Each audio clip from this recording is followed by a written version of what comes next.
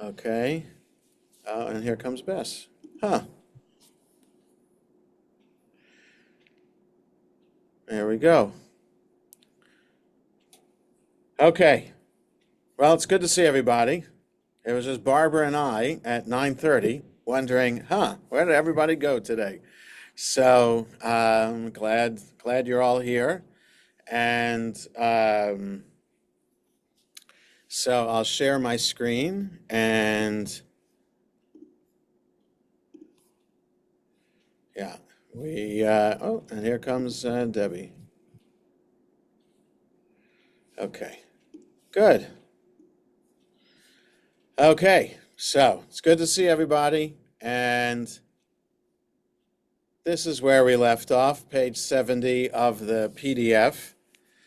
Baruch atah Adonai Eloheinu melech haolam shekidshanu b'mitzvotav v'tzivanu la'asok b'divrei Torah.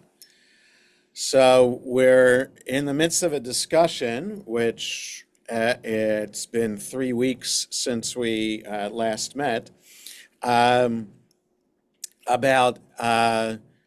inheriting property. And if you already have a plot of land, can you ask for an adjoining lot as opposed to a different lot from among the brothers? So here's where we continue. If a father leaves his 2 sons 2 parcels of land next to 2 water channels, so there's a picture down here about what that looks like. So you have, and I guess I have to, just a second. Oops. Okay, I don't want to do that. There we go. If we make it smaller, can we? No. Anyway, so here's a water channel, and here's a water channel, and here are the 2 plots of land, right? And one of the sons already owns this one. So then what? So how do you, can the guy who owns this plot of land already ask his brother to get this one so that he has 2 plots adjoining, so it doesn't have to like go back and forth like that? Just makes more sense and less work.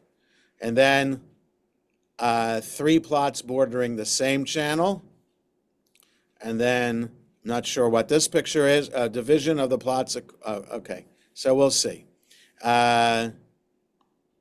If a father leaves his 2 sons 2 parcels of land next to water channels, next to 2 water channels, and one brother requests a field that is next to a field that he already owns, Rabbah says, in a case such as this, the court compels people to refrain from conduct characteristic of Sodom and allows that brother to receive the field adjoining his own.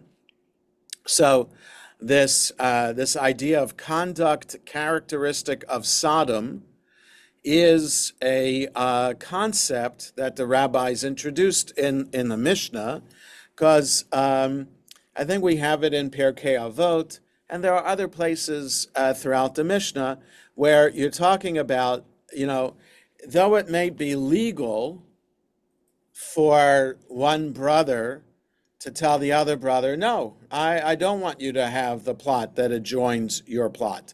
I want to take the plot along that water channel.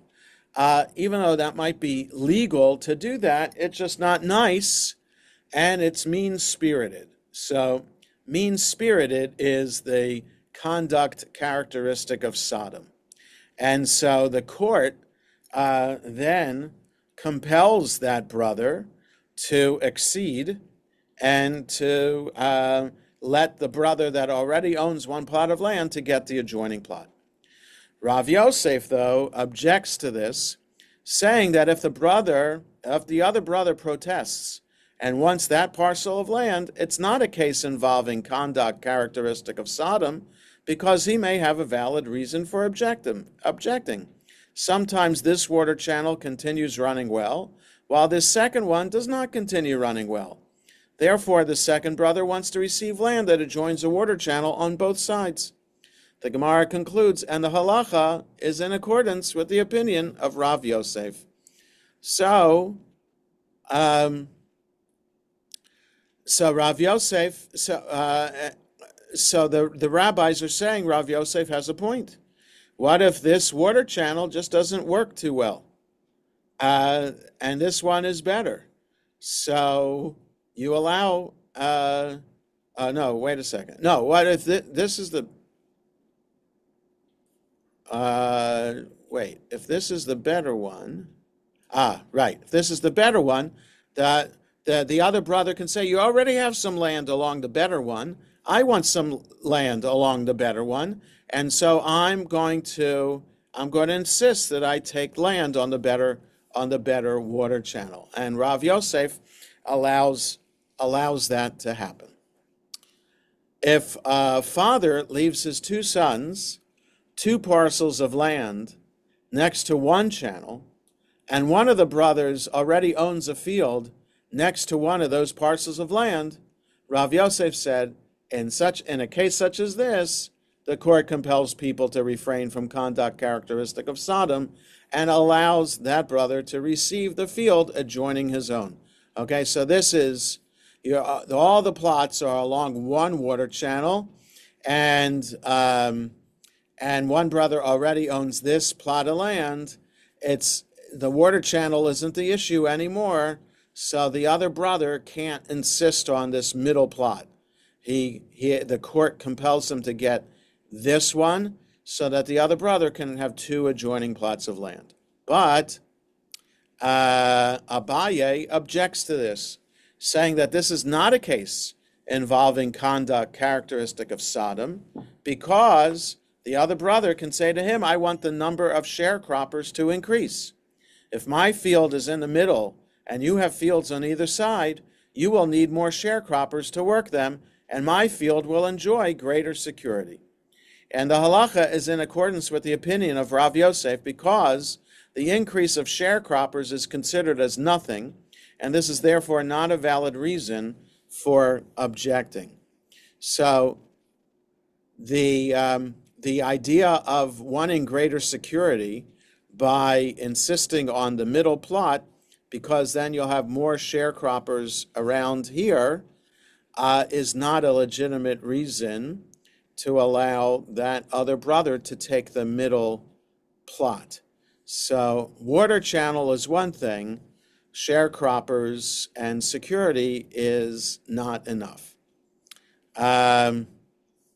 Okay, so on to the next page. If there is a water channel on one side of the field and a river on the other side, the field is divided diagonally between the 2 brothers so that they each receive land adjoining both the river and the water channel. So we don't have diagonal division here, but river is better because that's a constant flow. Oh, here we go. No, but that's according to, okay, so we haven't gotten there yet. I don't think this picture applies yet. Okay. The Mishnah teaches, oh, wait a second. Well, I think this is it. Okay, so I'm sorry. So let's take a look at this picture, and this is how you divide a water channel and a river. The early commentaries disagree about the details of this case and about how the field is divided. Rashi explains that there is a river on one side of a field, for example, the east side, and a water channel on the adjacent side, for example, the north side. In order for the division to be equal, the field must be divided into 8 parts, so that each brother will receive an equal portion next to the river and next to the channel. Other commentaries explain that the river flows on 2 sides of the field, for example, the east and the north, while the channel is situated on the other 2 sides, the west and the south. The field must be divided diagonally into 2 parts so that each portion borders on both the river and the water channel. Okay, so So this is the division according to Rashi, which is more complicated. So you have Reuben, Shimon, Reuben, Shimon, Reuben, Shimon, Reuben, Shimon. So you're dividing it like a pizza pie, and that's how the two brothers get equal portions along both the river and the water channel. It does make more sense. It's easier to divide it if we see, let's say this is the channel and this is the river, then you can have like Reuben and Shimon here and Reuben and Shimon here, and then this way, yeah, it's 4 plots instead of 8 plots. Okay. The Mishnah teaches that a hall, a drawing room, and the like should not be divided unless the two parties will be able to use their respective portions in the same manner that they had previously used them. So we're talking about a house that is left as an inheritance to two sons. How do they divide the house where they can each have privacy and get sufficient use out of the house? The Gemara asks, what's the halacha if there's not enough for this one and that one? What is to be done if one of the parties wishes to dissolve the partnership? Rav Yehuda said, there is a halacha of either you set a price or I will set a price. That is to say, one party can say to the other, set a price you're willing to pay for my share, and I'll sell my share to you or purchase your share from you at that price. Rav Nachman said there's no halacha of either you set a price or I'll set a price. Rather, the partnership continues. So one rabbi says you can do a buyout, and the other rabbi says no, there's no buyout. You have to figure out a partnership. So here's a note about this: a halacha of you set or I will set a price. The commentaries disagree about the meaning of these words. Rashi holds that the word god, dina gedod, degod, o agod. So meaning that's translated as this Aramaic word, god, is setting a price. But Rashi holds that the word god means to fix, to set. You fix the price and I'll buy it, or I'll fix the price and you will buy it. Rabbeinu Hananel explains the word god to mean pull. You pull my part, or I'll pull your part. The Ritva, it's another medieval commentator, understands that the disagreement extends beyond the precise meaning of the words and involves the question, can either side suggest any price he wants for buying or selling the field? Or is the true value of the land assessed and then each one offers the other opportunity to buy or sell his share? So it's just a disagreement about how this is done and whether it's okay for one brother to say, let's set a price and one of us will buy out the other. Rava said to Rav Nachman, according to you who say that there is no halacha of either you set a price or I'll set a price, what should they do if there was a firstborn son and an ordinary brother whose father left them a slave and a non-kosher animal as an inheritance? How are they to be divided? Rav Nachman said to him, I say that they work for this one, the ordinary brother, 1 day, and for the other one, the firstborn, 2 days. So, right, the firstborn gets a double portion. So how do you divide a person or an animal that's left as an inheritance if you can't do a buyout? So then it's that the animal, so the non-kosher animal that's used as that you're going to work, I guess that could be a mule or a donkey, and a slave, of course, a person. So you can't divide, you just let the firstborn son use the animal or slave 1 more day than the other brother. The Gemara raises an objection to Rav Yehuda's approach from what's taught in a Mishnah. One who is half slave, half freeman, for example, a slave who had been jointly owned by 2 people, one of whom emancipated him, serves his master 1 day and himself 1 day. This is the statement of Beit Hillel. Beit Shammai said, you have remedied the situation of his master, who benefits fully from all his rights to the slave, but you have not remedied his own situation. he cannot marry a maidservant, since half of him is free, and a free Jew may not marry a Canaanite maidservant. He's also not able to marry a free woman, since half of him is a slave, and a Jewish woman may not marry a Canaanite slave. And if you say he should be idle and not marry, but is it not true that the world was created only for procreation, as it's stated? He did not create it to be a waste, he formed it to be inhabited, right? So this is like this this halachic status that really is unclear. That just one second. Just one second.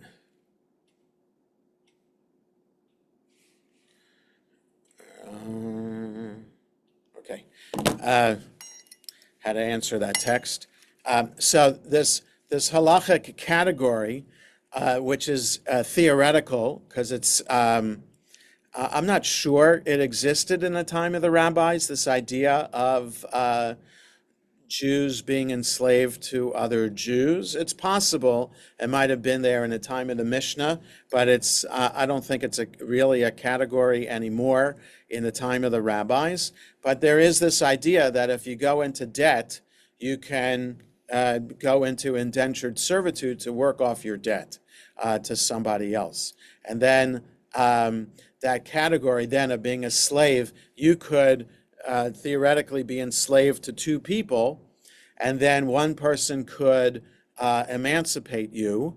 So then you're in this category of being half slave, half free. So, and then the rabbis come up with all these scenarios. So what does this mean in real life? And what are we supposed to do about this? That so most rabbis are saying we can't allow someone to be in this half slave, half free category. We have to remedy and make this person free. Rabbi? Yes, go ahead, Steve. The confusing thing is it says, I'm trying to read it.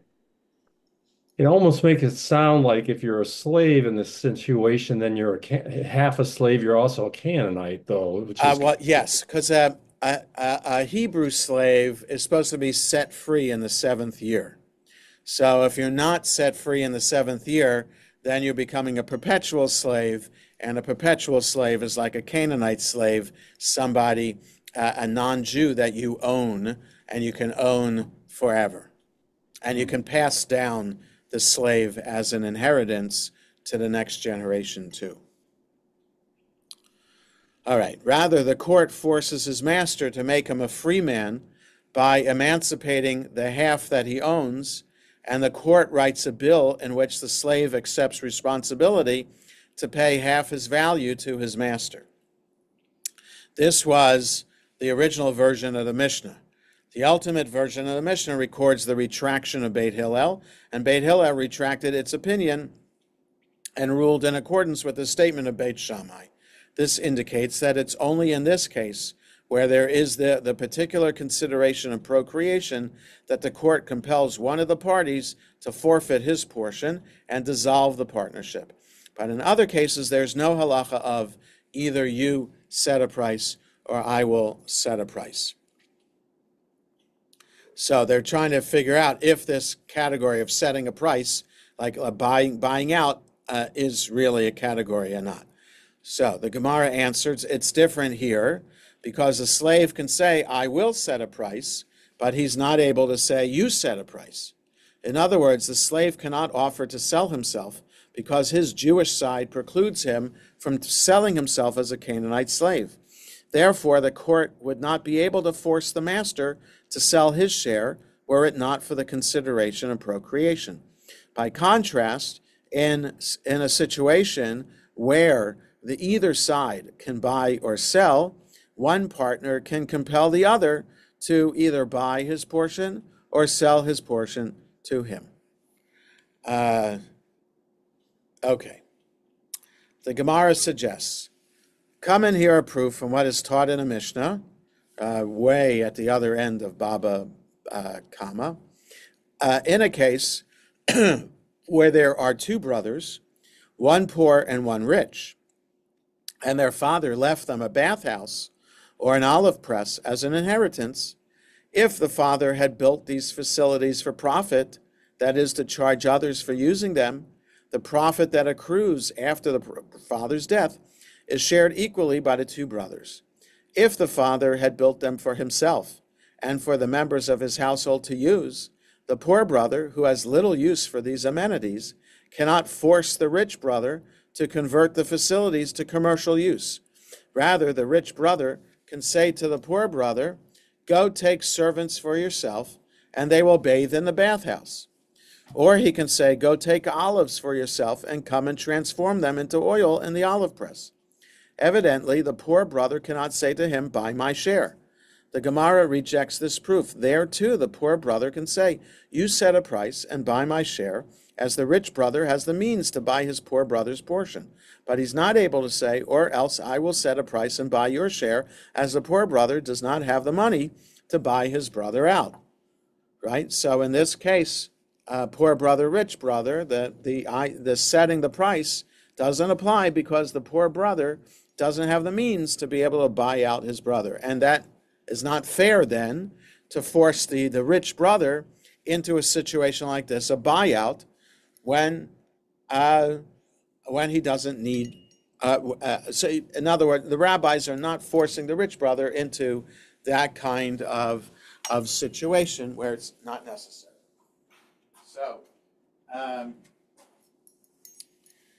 So the Gemara goes on. The Gemara further proposes, "Come and hear a proof for what is taught in a Braita.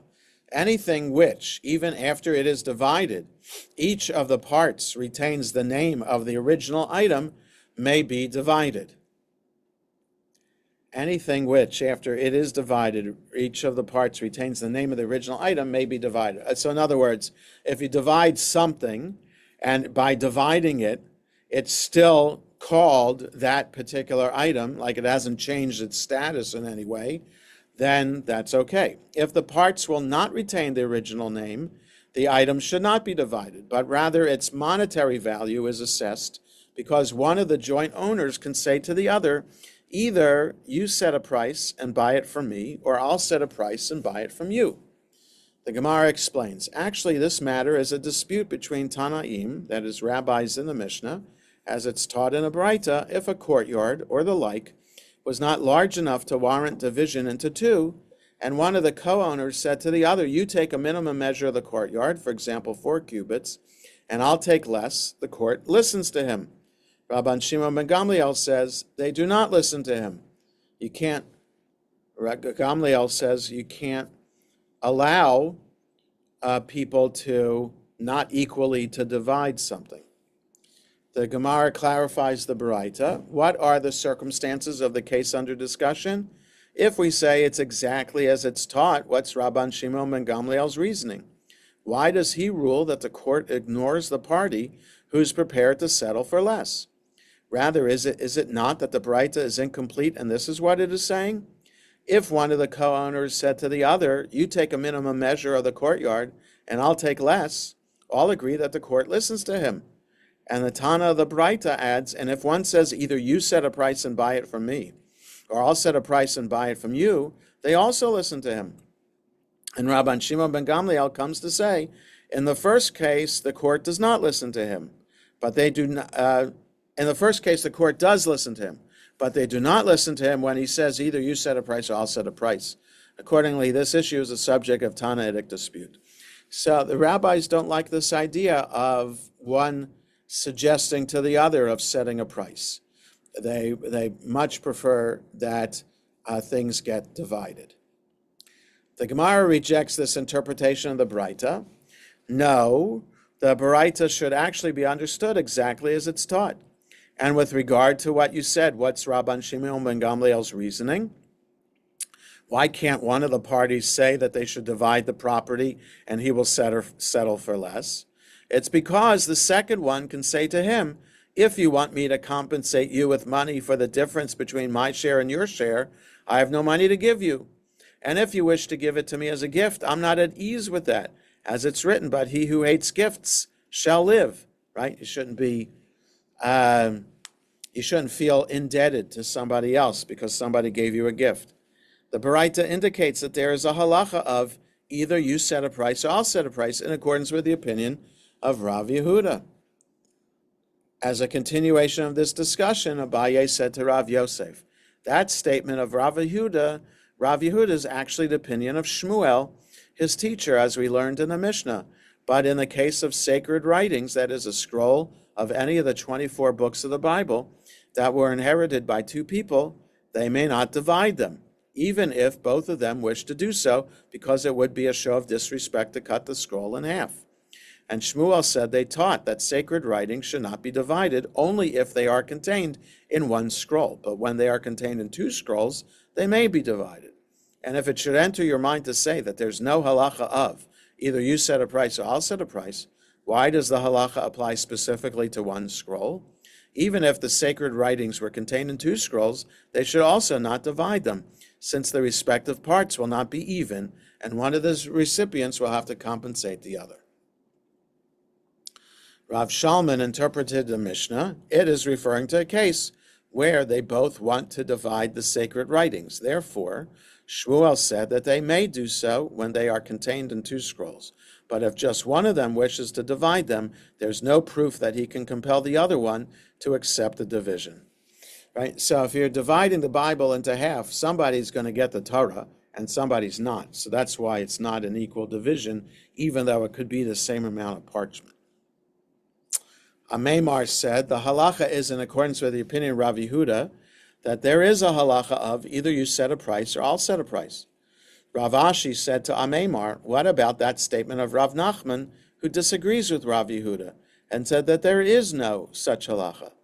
Amaymar said to him, I do not know of it. That's to say, I do not maintain this opinion. The Gemara asks, and is the halacha not in accordance with the opinion of Rav Nachman? But it happened that the father of Ravin bar Chinana and Rav Dimi bar Chinana died and left them two maidservants, one of whom knew how to bake and to cook, and the other of whom knew how to spin and to weave. One of the brothers suggested that each of them take one of the maidservants entirely for himself and forfeit his rights to the other maidservant. They came before Rava, and he said to them, there is no halacha of either you set a price or I'll set a price. Okay, so the maidservants have different skills. So if they inherit, each one gets one, well, one of them will have a maidservant who knows how to bake and cook, and the other one won't, but will have someone who knows how to spin and to weave. So the Gemara answers it's different there, since this master wanted both of them, and the other master wanted both of them. Therefore, when one of the brothers said to the other, you take one and I'll take the other one, it's not a case of either you set a price or I'll set a price. Right, because they're equal, but they have different skills. The Gemara asks, and if we do not say so, and can we not say so? But there is the case of sacred writings, which both of them presumably want. And Shmuel said they taught that sacred writings should not be divided, only if they are contained in one scroll. But when they are contained in two scrolls, they may be divided. The Gemara answers, Rav Shalman interpreted the Mishnah. It's referring to a case where they both want to divide the sacred writings, and in such a case, they may divide them, provided that they are in two scrolls. Okay, so now, so we haven't really reached a definitive conclusion about this, about setting a price. It seems like the Gemara is opposed to this idea of setting the price, and much prefer that inheritances get divided equally. The Gemara now begins a general discussion about sacred writings. The sages taught, a person may attach the Torah, the prophets, and the writings together as one scroll. This is a statement of Rabbi Meir. So we just as a reminder, the Jewish Bible is divided into three parts: Torah, prophets, and writings. The Torah is the Torah as we know it, and that's the scroll that we know. But we have to remember, at a time before the printing press, everything was written on scrolls or parchment like that, and so some people, I guess there were some traditions of doing one parchment for one, like the Torah being one scroll itself. And then the second part of the Bible is the prophets, and that's another scroll all by itself. And then the writings being on a third scroll. So the prophets are not just the books of the prophets, Isaiah, Jeremiah, and Ezekiel, but it's also Joshua, Judges, Samuel, and Kings. So all of those are the prophets. And the writings are Psalms, Job, Proverbs, the 5 Megillot, like Esther and Lamentations and Song of Songs, and then also the book of Daniel and Ezra and Nehemiah, and the book of Chronicles 1 and 2. So those are the writings. Okay, so all of those are the entire Bible, and each one, Torah, prophets, writings, could be separate scrolls, or they could all be sewn into one long scroll. Rabbi Yehuda says the Torah should be a scroll by itself, the books of the prophets a scroll by themselves, and the books of the writings a scroll by themselves. And the sages say each one of the books of the prophets and the writings should be a scroll by itself. So the rabbis are saying no, it's not just all of the prophets being in one scroll, but each and every one of the prophets a separate scroll, and each and every one of the books of the writings should be a separate scroll too. So that's a lot of scrolls. And Rabbi Yehuda said there was an incident involving Baitos ben Zunin, who had 8 books of the prophets attached together as one scroll, and he did this with the approval of Rabbi Elazar ben Azariah. And others say that each and every one of the books was a scroll by itself in accordance with the opinion of the sages. Rabbi Yehuda Hanasi said there was an incident where they brought before us the Torah, the prophets, and the writings attached together as one scroll, and we ruled in accordance with the opinion of Rabbi Meir and deemed them fit. So in other words, if you have a situation in which all of the books of the Bible are in one scroll, is that allowed? And so Rabbi Yehuda Nasi is saying yes. The Gemara states, when different books are included in the same scroll, 4 empty lines of space should be left between each book of the Torah, and similarly between one book of the prophets and another. So that happens to be the case when you open a Torah scroll now, and you come to the end of one book, like the end of Breshit, and go on to Exodus, you have to leave 4 lines of text empty to show clearly that one book has ended and the other one is beginning. And so they're saying that that's the same thing that has to be done in the scroll of the prophets to distinguish between each and every book. But each of the books of the 12 prophets, only 3 empty lines should be left because they are considered one book. Right, so when the rabbis count how many books of the Bible there are 12 minor prophets, minor only in that how many chapters they have. The longest one of them is Hosea with 12 chapters. All the others have either that amount or less, like Obadiah has 1 chapter. So they're saying that when you put the 12 prophets together on one scroll, you only leave 3 lines empty between each book. And the scribe may finish a book at the bottom of one column and begin the next book at the top of the next column without leaving any empty space in between. So even that, you don't need to leave empty space. That's not the case with the Torah. If the Torah, one book, the way the scribe is writing it, and the book of the Torah, one book of the Torah ends at the bottom of a column, you still have to leave 4 lines before you start the next book. So most Torahs today are written in a similar fashion so that even though scribes could be trained by different people around the Jewish world, there's usually a uniform way in writing a Torah.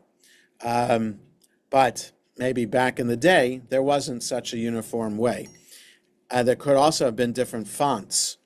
Like there's a standard font that a scribe will use today in writing a Torah, but perhaps there could have been slightly different fonts for different Jewish communities. And those different fonts could have made it that different size columns and how different books would end. The sages taught in a Braita, one who wishes to attach the Torah, the prophets, and the writings together as one scroll may attach them. He should leave enough empty parchment at the beginning of the scroll for winding around the pole to which the beginning of the scroll is fastened. And at the end of the scroll, he should leave enough empty parchment for winding around the entire circumference of the rolled up scroll. And he may finish a book at the bottom of one column and begin the next book at the top of the next column without leaving empty space in between. So this is what they're talking about here. Enough space to wind around the pole, and this is enough space so that it can, when it's closed up like this, you have empty parchment there before you open it. Okay? Okay. Yeah, okay. So on to the next page. And if he wishes to cut the scroll, he may cut it. The Gemara is surprised at this. What is the Tana saying? Why is mention made here of cutting the scroll? The Gemara answers, this is what the Tana is saying. He arranges the text so that if he finishes a book at the bottom of one column, he begins the next book at the top of the next column without leaving any empty space, so that if he wishes to cut the scroll, he may cut it. If he does not begin the next book at the top of the next column, he will not be able to cut the scroll because it's not fitting for a scroll to begin with an empty space. The Gemara raises a contradiction between this Baraita and another Baraita that teaches enough parchment should be left at the beginning of the scroll and at its end for winding. The Gemara clarifies, for winding around what? If it means for winding around the pole to which the beginning of the scroll is fastened, this is difficult in light of what is taught in the first Baraita, that at the end of the scroll, enough parchment should be left for winding around the entire circumference of the scroll. And if it means for winding around the entire circumference, this is difficult in light of what is taught in the first Baraita, that at the beginning of the scroll, enough parchment should be left for winding around the pole. Rav Nachman Bar Yitzchak said the Tana teaches the halacha disjunctively, referring to two separate cases. He issues a general statement requiring that enough parchment be left for winding as needed, at the beginning of the pole enough to wind around the pole, and at the end of the scroll enough to wind around the circumference. Rav Ashi said when that second Baraita is taught, indicating that the same measure of parchment is left at both the beginning and the end of the scroll, it was referring to a Torah scroll, as it's taught in a Baraita. All other scrolls are wound from the beginning to the end around a single pole, but a Torah scroll is wound from both ends to the middle around two poles, one of which he attaches at this end of the scroll and the other at the other end. Rabbi Eliezer, son of Rabbi Tzadok, said this is how the scribes in Jerusalem made their scrolls, that is, with poles at either end so that it could be rolled to the middle. And that's exactly how we have a Torah scroll today. Whereas the book of Esther is not like that. There's not even a pole. But there are some editions of Esther that, like are in Jewish museums, where the book of Esther is wound around a pole, and there's even like a case around it, so that you pull it out through a slot in the case. You might have seen pictures of these, or maybe even seen these in Jewish museums. And therefore the book of Esther is wound around one pole, okay? But the Torah, anybody who's had an Aliyah knows that this is how a Torah scroll is made today, that it's there are two poles. Okay, the sages taught a Torah scroll should not be made in such a manner that its length, that is its height, is greater than its circumference when it's rolled up, nor should its circumference be greater than its length. They asked Rabbi Yehuda Hanasi. Right, so in other words, you could have a piece of parchment that could be so long that you could have like a very narrow Torah, but a very long Torah. And so that's not the case. Most Torah scrolls today are of almost uniform size, and I can't tell you how many inches it is, but it's standard practice. And in fact, since I'm not a scribe, I have no idea where to get kosher parchment in order to write a Torah. But there are sources for it, and like I said, they're made in a kind of uniform size. It's kind of like matzah, right? It's a uniform size of matzah when you're buying a box of matzah.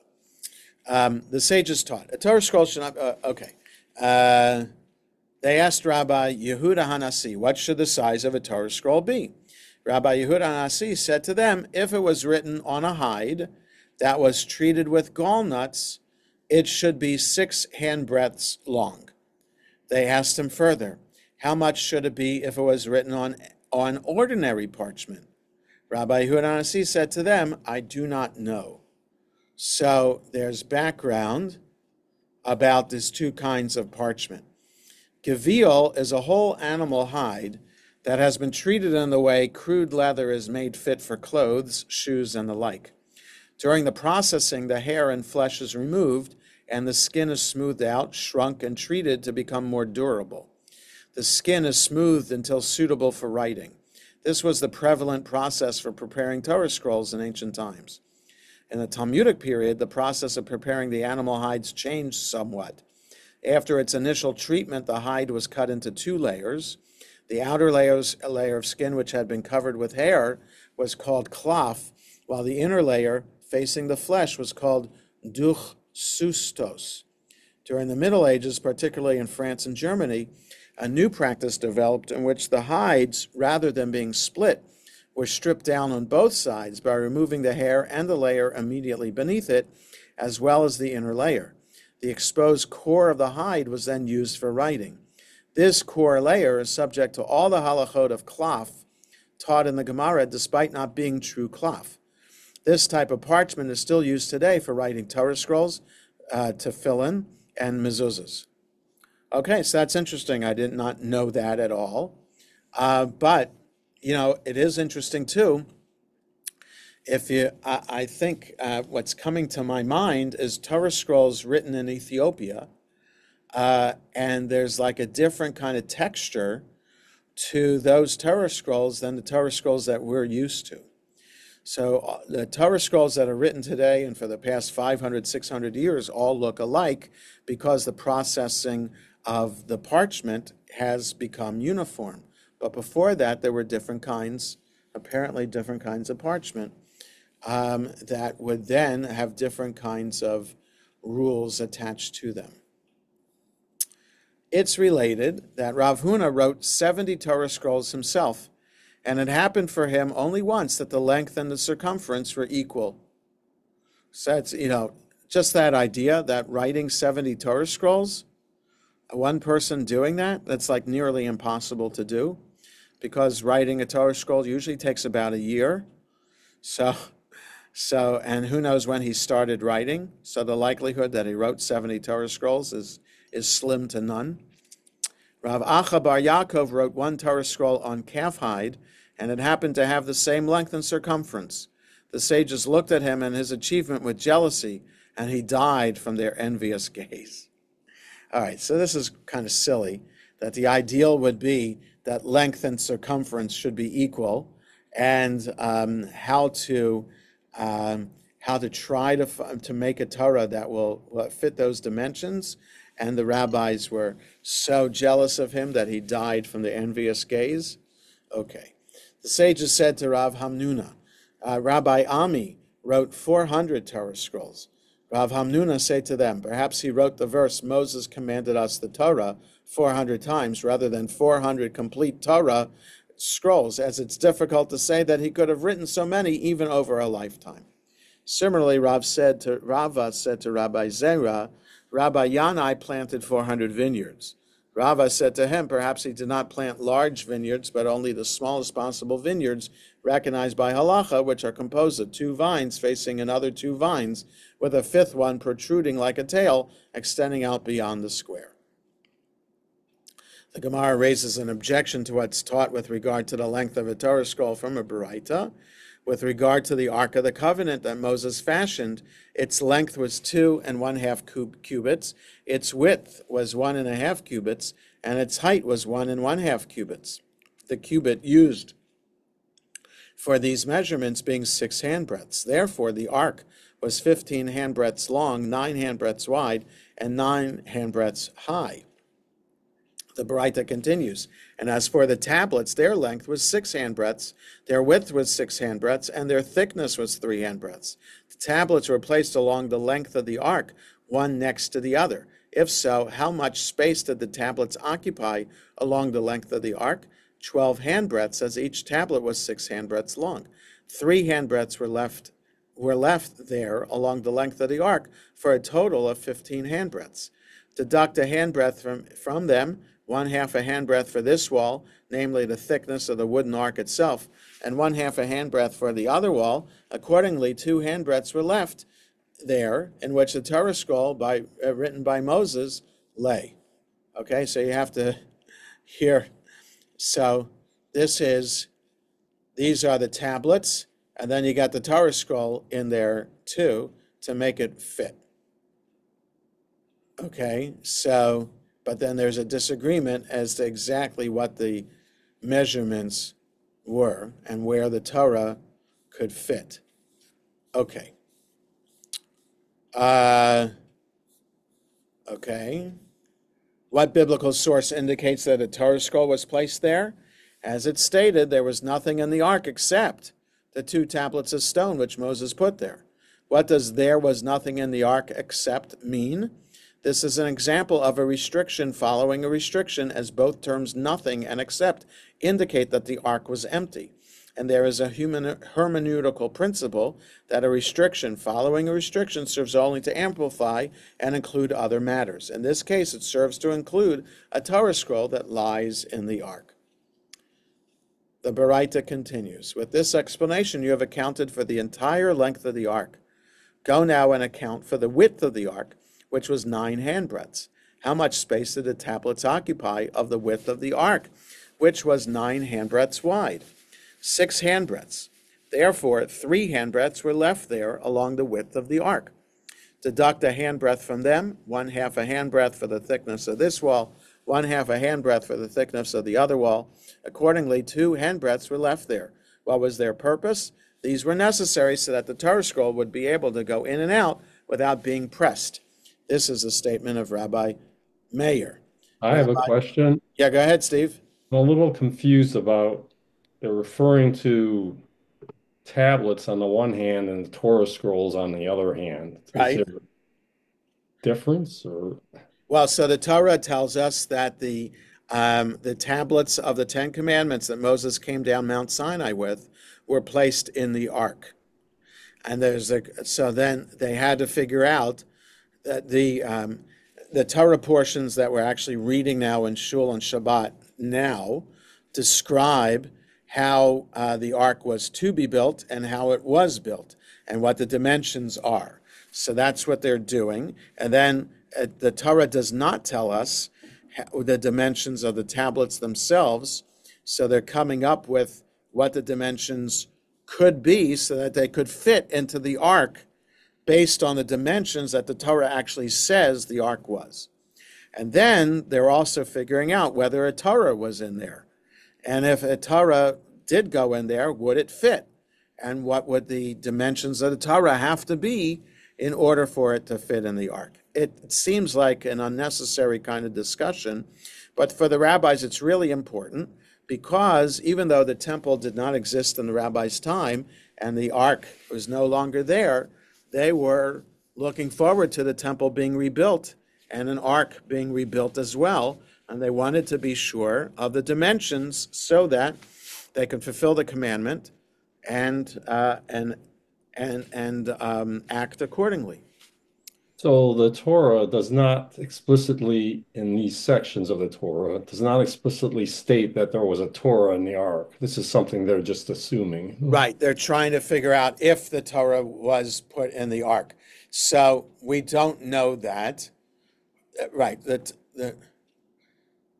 So the Torah doesn't specifically say that Moses came down the mountain with the Torah. The Torah specifically says that he came down the mountain with the 10 commandments and he taught the Torah to the people. So if we remember the 10 Commandments movie and stayed up until the very end of it, we might remember Charlton Heston coming down with a briefcase with 5 separate scrolls being placed inside the briefcase. But I don't remember if that briefcase was then put in the ark. Okay? So, but that's Midrash. The movie The Ten Commandments is based on Midrash. So we don't know.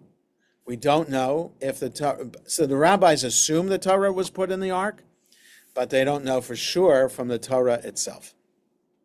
Okay? So it's kind of like a circular kind of argument. Rabbi Yehuda disagrees and says the cubit used for all the measurements of the ark was 5 handbreadths long. Therefore, the ark was 12 and 1/2 handbreadths long, 7 and 1/2 handbreadths wide, and 7 and 1/2 handbreadths high.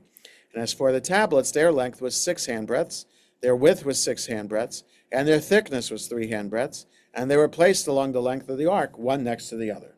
If so, how much space did the tablets occupy along the length of the ark? 12 handbreadths, so that 1/2 a handbreadth was left there, which is 2 finger breadths. 1 finger breadth of those 2 was for the thickness of this wall, and 1 finger breadth of those 2 was for the thickness of the other wall. With this explanation, you have accounted for the entire length of the ark. Go now and account for the width of the ark, which was 7.5 handbreadths. How much space did the tablets occupy in the ark? 6 handbreadths, meaning that 1.5 handbreadths were left there along the width of the ark. Deduct 1/2 handbreadth, 1.5 finger breadths for the thickness of this wall, and 1/2 finger breadths for the thickness of the other wall. Accordingly, 1 handbreadth was left there, in which the silver columns were placed on either side of the tablets. As it's stated, King Solomon made himself a palanquin of the timbers of Lebanon. He made its columns of silver, its back of gold, its seat of purple. This is understood as an allusion to the Ark of the Covenant. And the chest in which the Philistines sent the gift to the God of Israel was placed alongside the ark, as it's stated, and put the golden devices which you are restoring to him for a guilt offering in a chest by the side of it, and send it away that it may go. And upon this chest lay the Torah scroll, as it stated, take this Torah scroll and put it at the side of the ark of the covenant of the Lord. Deuteronomy 31. There you go. This is a verse in the Torah itself about putting the Torah scroll, but at the side of the ark. This means that it was placed at the side of the ark and not inside of it. And accordingly, how do I realize the meaning of that which is stated? There was nothing in the ark except the 2 tablets of stone which Moses put there, which, according to the opinion of Rabbi Meir, teaches that something else was in the ark besides the tablets themselves. It serves to include the broken pieces of the first set of tablets which were placed in the ark. Having cited the Braita, the Gemara now presents its objection to what was taught earlier with regard to the dimensions of the Torah scroll. And it should enter your mind to say, as Rabbi Yehuda Nasi held, that the circumference of the Torah scroll is 6 handbreadths. Now, since any cylindrical object having a circumference of 3 handbreadths has a diameter of 1 handbreadth, a Torah scroll with a circumference of 6 handbreadths has a diameter of 2 handbreadths.